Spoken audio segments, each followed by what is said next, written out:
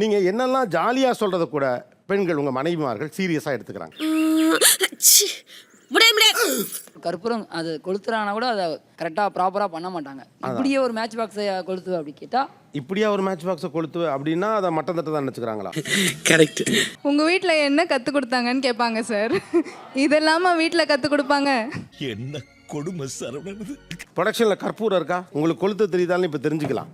ஏன்னா எப்படியும் அவங்க ஒரு தடவை கொளுத்த போகிறதில்ல. அதனால் நீங்கள் பயப்படுறாங்கன்னா கையில் வச்சுங்க. என்ன இதான் சரியாக வளர்க்கலையே, சூடம் கொளுத்தெல்லாம் சொல்லிக் கொடுக்கல, கையில் வச்சுங்க. அவங்களுக்கு தான் ஏற்றே தெரியாது, நீங்கள் ஏன் பயப்படுறீங்க? ஒரே ஸ்ட்ரைக்கில் தான் பண்ணணும். இவ்வளோ மகிழ்ச்சியாக நீங்கள் இருந்து நான் பார்க்கவே இல்லை இந்த ஷோ ஆரம்பிச்சதுலேருந்து. வாங்க சாம்பார் ஆப் எனக்கு பசியில் சாப்பிட போவோம். நம்ம பசியாக சாப்பிட்றப்போ என்னென்னா அவங்களுக்கு இந்த ஊட்டி விடுறதுன்னா அவங்களுக்கு வீட்டிலேருந்தே பழக்கப்படுத்தி விட்ருக்காங்க போல.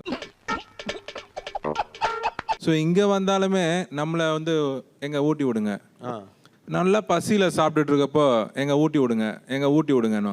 யார் அந்த பால் டப்பா? நான் எரும மாடு மாரி வளர்ந்துருக்கிறேன், சும்மா என்னையா ஊட்டி விடுன்னு கேட்டுட்ருக்கேன். நான் அப்படி சொல்லுவேன். கொந்தளிச்சாதீங்கண்ணே, பொறுமையாக கடைப்பிடிங்க. அறியாப்புல தெரியாமல் கரெக்டா. ரொம்ப ரேராக கேட்பேன் சார். எப்படியோ அப்படியே ஒரு 5 மந்த்துக்கு ஒன்ஸ் அப்படி தான் கேட்டிருக்கேன் ஊட்டி விடுங்கன்ட்டு. அதே ஒரு 2 நாளுக்கு முன்னாடி கூட ஊட்டி விட்டேன் சார்.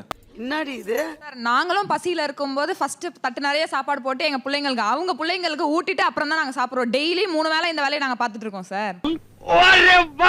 பசியில் இருக்கிறப்ப பொறுமையாக பிள்ளைங்க பசிக்குதுன்னு சொல்கிறப்ப என் பசியை அடக்கிக்கிட்டு பிள்ளைங்களுக்கு ஊட்டி விடுறோம்ல.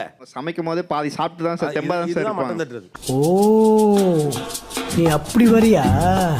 உங்க அம்மா செய்வாங்களா? பாதி சமைச்சு அம்மாவும் செய்வாங்க, என் ஒய்ஃபும் பக்காவா. எங்க தலைக்கு எவ்வளவு தில்லு பத்தியா?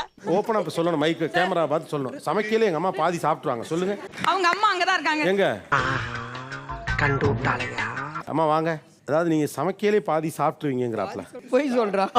நீ போய் சொல்றியாம்லடா, நீ போய் சொல்றியாம்லடா. என்ன பண்ணணும் போய் சொல்ற பிள்ளைய? மன்னிச்சு விட்டுலாம், அம்மா மன்னிச்சு விட்டுலாம், மன்னிச்சு விட்டுறலாம். இதனாலதான் அவங்க இன்னும் சொல்லி தர்றாங்க இதை. என்ன ஒரு புத்திசாலித்தனம்.